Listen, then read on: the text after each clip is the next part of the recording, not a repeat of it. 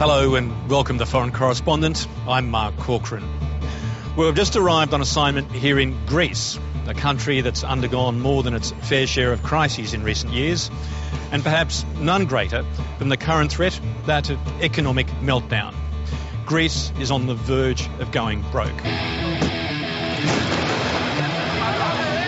They have to recognize that that party is over and we now have to start working very hard. But Greeks are taking the news badly. For years, the country lived beyond its means. As a member of the euro currency, there are fears this financial chaos could infect other weak club-med economies.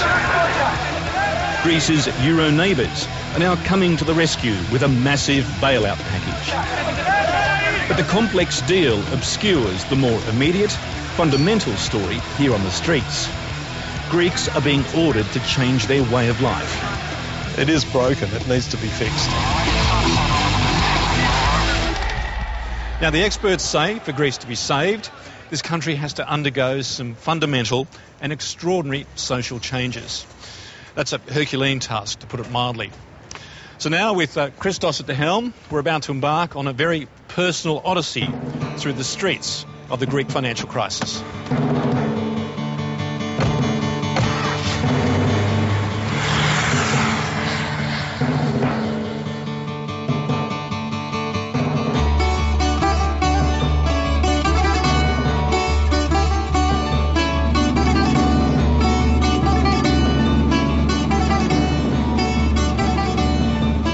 Athens cabbie Christos Kyriakousis has been driving these streets for nearly 20 years. Governments abroad, you can trust them, they can help you. Where in Greece, they try to screw you. This divorced father of three spent more than a decade in New York, chasing the American dream, studying economics at college. The biggest mistake that I ever made in my life was coming back home. Okay, it was my relatives, it was my home, you know, and everybody else was here. And I love the place, but the place doesn't love its people. First stop on the taxi tour is a protest march.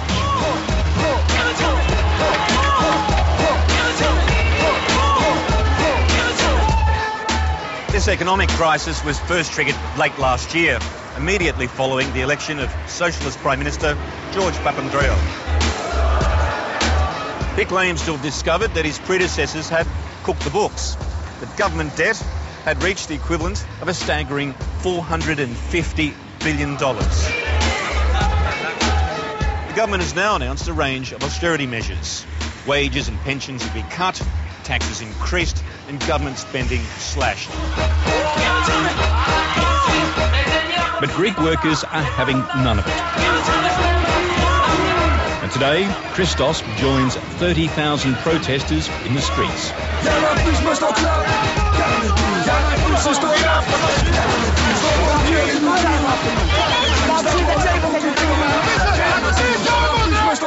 I have to pay more money. They're asking me to pay more money, and nobody knows where it goes.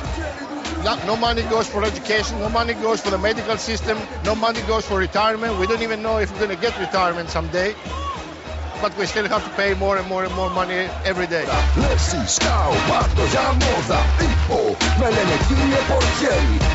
Communists and conservatives join forces as public servants face 10% pay cuts and an end to early retirement in their 40s. Well, we're all fighting for our rights. We're all fighting against European Union rules, against Greek government rules. Actually, there is a war against the governments, the European governments. Perhaps only in Greece could you have senior police applauding peaceful protesters at one end of a march, while their riot squad colleagues break out the tear gas and batons at the other.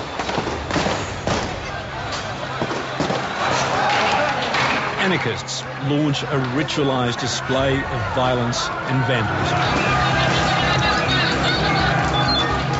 Despite the best efforts of the Hoodie Brigade, Athens certainly isn't burning yet. But these images, beamed out to a bewildered world, do little to restore foreign investor confidence.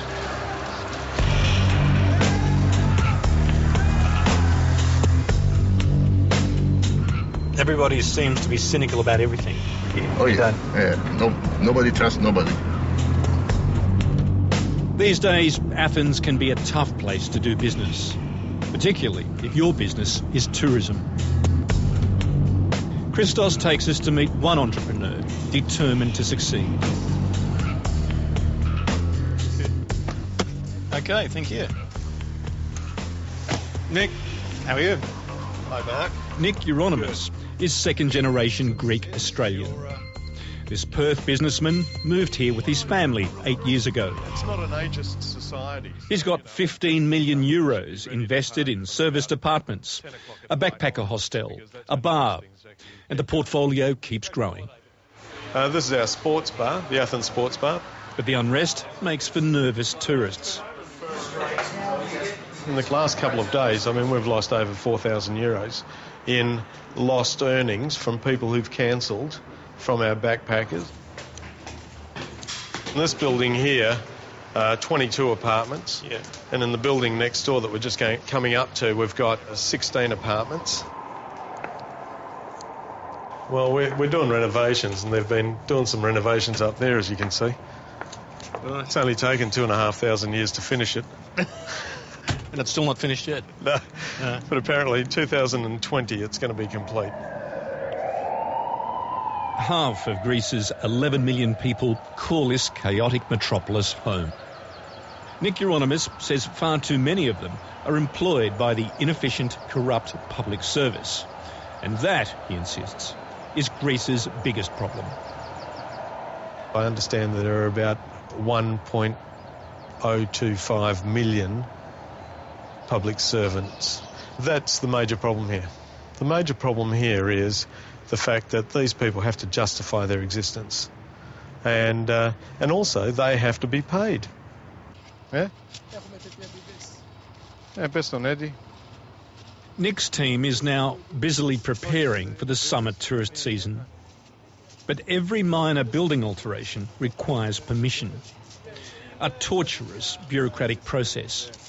And when I say nonsense bureaucracy, there are up to, in certain instances that I've had, 25 people have to vet one piece of paper to get something agreed to. Hey, do you want to have a coffee? We can have a coffee. Why not? Why not? And with the bureaucracy come the kickbacks. Small business permits, even basic services such as getting a driver's licence or treatment in a public hospital, often require an illegal payment called fakelaki. You sort of sit back there and think, well, you know, what am I going to do? Am I going to stay in business, or am I going to sort of play the game as the particular public servant wants? And you just have to. You got no choice.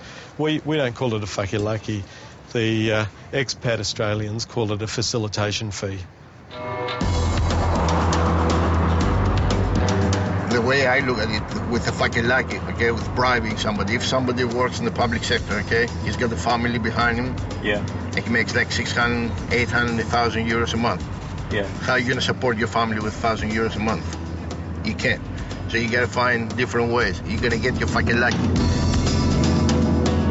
And with the fakelaki comes tax evasion, which Christos says is now a national sport, fueling the black economy. Do the rich people here pay taxes? No, rich people don't pay taxes.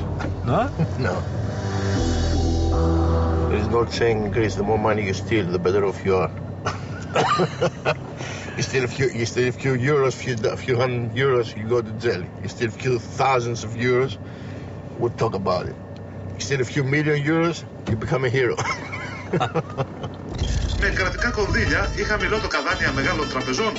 With protesters on the streets, Prime Minister Papandreou has been striding the global financial capital. His message, Greece is too big to fail. The European Union and International Monetary Fund have now offered Greece a rescue loan package totalling 45 billion euros. But the fundamental problems remain unresolved. They're the twin evils of corruption and massive tax avoidance that fuels the black economy. Among the oracles divining this crisis is the head of the corruption watchdog, Transparency International. His prophecy is grim. The black economy I used to estimate to be about 1/3 of our gross national product. The latest information I just received from the bank, it is 37%. So 37%. 37%, which is quite significant, which means that our undeclared gross national product is anywhere between 80 to 100 billion more than what we officially declare. Transparency International lists Greece as the most corrupt nation in the Eurozone and estimates that 800 million euros were paid in low-level bribes last year, some of it to tax auditors. The corruption is quite extensive. I will say one part, which is what we call the petty corruption, is almost endemic, and it needs to be addressed. It is a serious problem.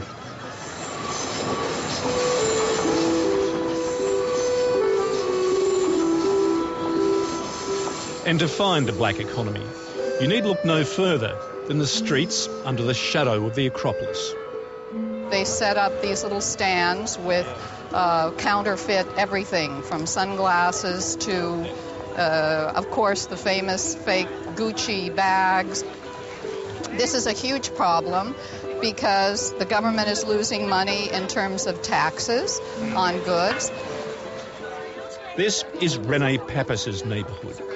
A Greek-American marketing consultant from New York, Rene moved here nearly 20 years ago. But her iconic Greece is now undergoing radical change. So it's quite a multicultural scene down here today. Extremely. Greece had been a very homogeneous country until about 10, 12 years ago. But not anymore. Greece is now home to 1.2 million official refugees and illegal migrants, 10% of the total population. They're mainly from Africa and the Middle East. With its porous borders, Greece is seen as an easy entry point to the rest of Europe. These are the foot soldiers of an illegal street trade now estimated at 15 billion euros a year. They're left in a legal limbo, and then they're sort of fending for themselves. So what do? They have no income, they have no money. You're either going to steal or you're going to be hired by these local gangsters who bring in the counterfeit goods. I'm very happy that people come down here to enjoy themselves. What I don't like is this. I don't like this. This is an archaeological site. We can't afford to have this be the vision of Greece. As they make an arrest, police are confronted by refugees. This is one sector of the Greek economy that's determined to play by its own rules.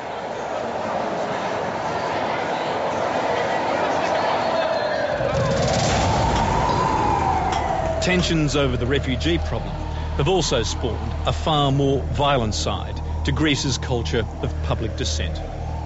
Well, here in central Athens, a bomb apparently has destroyed the offices of an extreme right political group at 9 o'clock in the morning. Apparently there are no injuries. But what's even more extraordinary here is the lack of interest by anyone passing by. Unfortunately, in Greece, these kind of attacks are quite common. And what in other parts of the world would be regarded as an act of terrorism or major crime, well, for many here, it's just seen as a legitimate form of political expression. Anarchists claim responsibility, declaring war on the government, and anti-immigration groups they accuse of inhumane treatment of refugees. In the following days, 2 more bombs are detonated.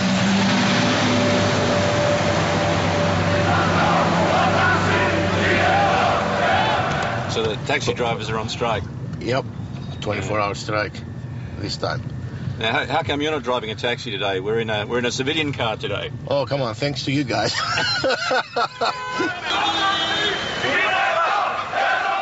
If they see us in a taxi, they're going to break it up, beat us up. Last time I get beat up, I got my shirt ripped off. The taxi was kicked off, a few dents on the doors. They get pretty violent.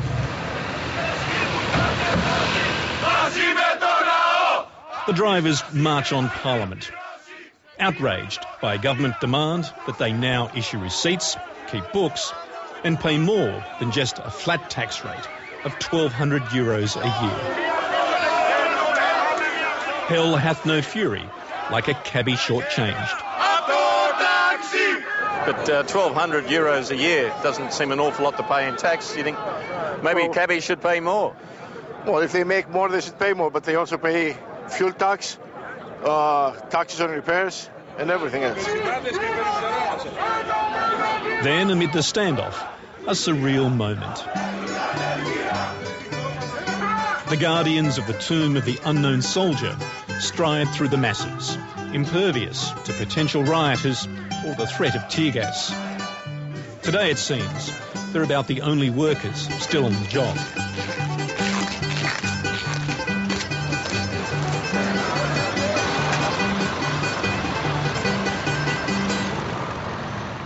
So everyone agrees, yes, it's terrible, cuts must be made.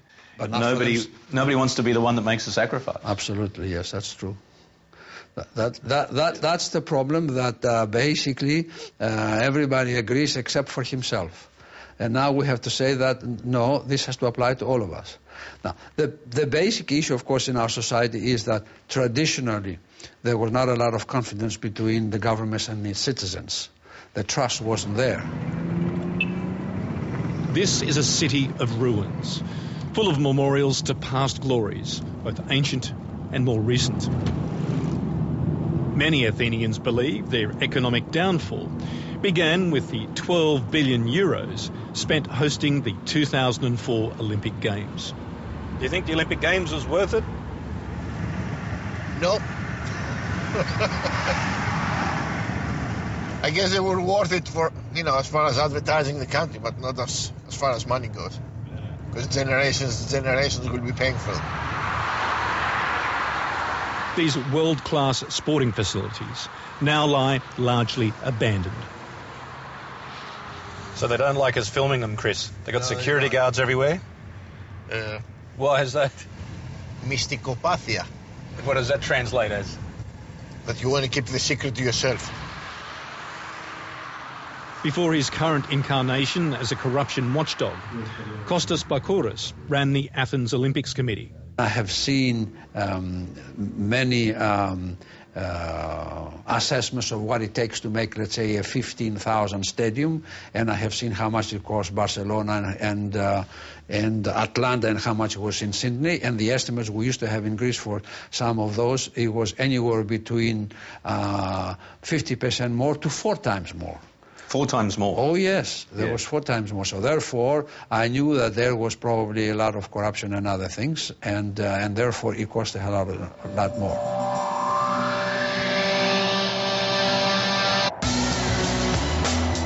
Athens is a beguiling mix of chaos and culture. Under the gaze of the goddess Athena, protesting public servants and police take up their usual positions. So far, being civil servants, it's a fairly civil affair. But whether that continues tonight, well, we'll just have to wait and see. The back end of the parade, of course, are the hard men of the protest movement, the anarchists and the communists. They're the ones that cause the real trouble with these kinds of marches. Everybody sticks to a choreographed script, ending with the inevitable rough and tumble with the riot squad.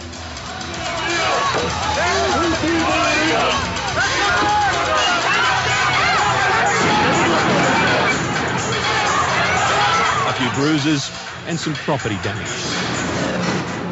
But the rest of the city barely notices.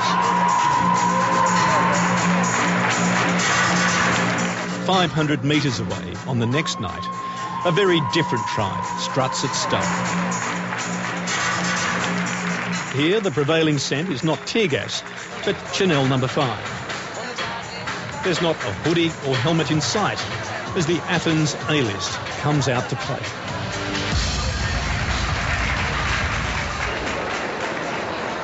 Renee Pappas is a mover and shaker on the social scene, and she's keen for us to experience what she calls the other Greece. And, you know, life goes on. I mean, there might be a crisis, but women still buy clothes. There's a saying that Greece is a poor country full of rich people. Tonight, many of them are in the room. As the good times rolled through the 1990s and soft loans and grants poured in from the European Union, fashion was just one industry that boomed. I see Greek women and girls, you know, teenage girls, and they really care about what they're wearing. It's really changed an enormous amount. Even here, government austerity measures are starting to bite. Though there's still been time for some last-minute bargains. On the news today, they said, you know, they started that new luxury tax today. Well, I think last week, 14 Porsches, 2 Bentleys, 1 Aston Martin, and 1 Ferrari were sold in Greece. How was the show? I think it's good. What do you think? Oh, it's terrific. But I'm probably not the right person to ask about fashion, so... Okay. This period, economical crisis, we tried to be calm and we're waiting. Where some see beauty and style, others view a society living beyond its means, bankrolled by a line of easy credit. Back in the beginning of the 80s, when we had new political changes and we start having a lot of money coming from the European community, it was the issue that you can become rich very easily, you don't have to work hard, you can wheel and deal yourself, and there was that kind of mentality, and in a way we have lost what I will call probably a generation, if not more.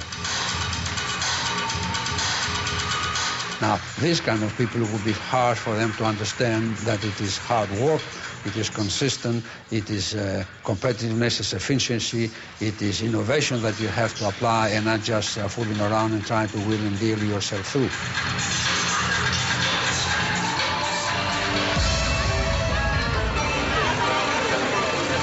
Far from the glitz is a place that epitomises the lifestyle of the old Greece.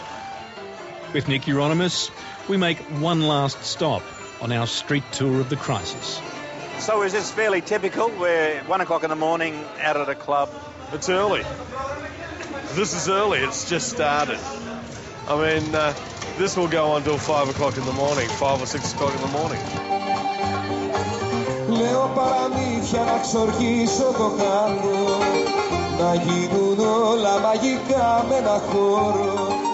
The locals use them. They're the sort of places where they go to expel their angst from the day of, you know, listening to the world cave in on them, of the economic crisis and all that sort of stuff. This is Rembetika, Greek blues, that emerged a century ago from the bars and brothels at the bad end of town. You hear the guys and the girls in the band singing about the hard life and the stories and the hard luck stuff and the romance and the broken hearts and all that sort of stuff. And you go there and you listen to their problems and they make your problems feel a lot less.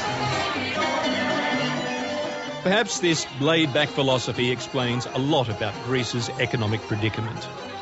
But it may also offer a way out. Fueling Rembetika is a force the Euro bankers and economists would have trouble quantifying. The Greek passion for life, kefi. Kefi is enjoying your life, enjoying today, enjoying the moment. I suppose the Greeks do it better than other people because they've had a lot more experience at it.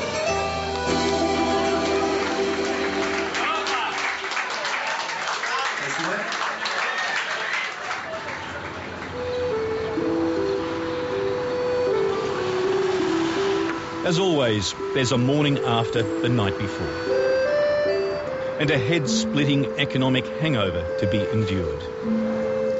The Europeans are prepared to put 45 billion euros on the table to pay Greece's tab.